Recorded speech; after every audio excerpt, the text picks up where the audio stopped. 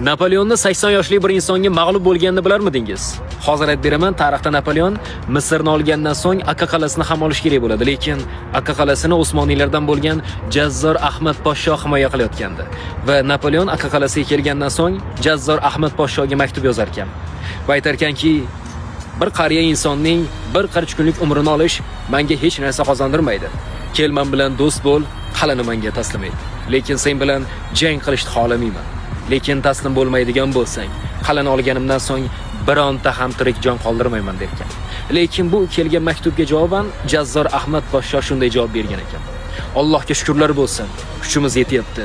Qo'limiz ham qurol tuta oladi va oldimizda qolgan bir qancha kunlik umrimizda ham dushmanlar bilan vatan himoyasida janglarda o'tkazamiz.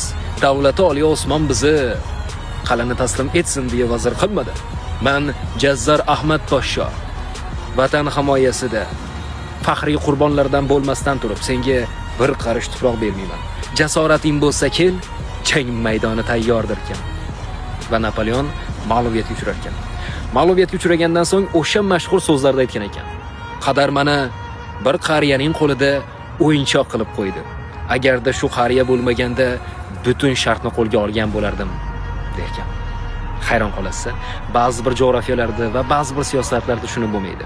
Ana shunga javoban ko'p davlatlar haqida geografiya mahkumlari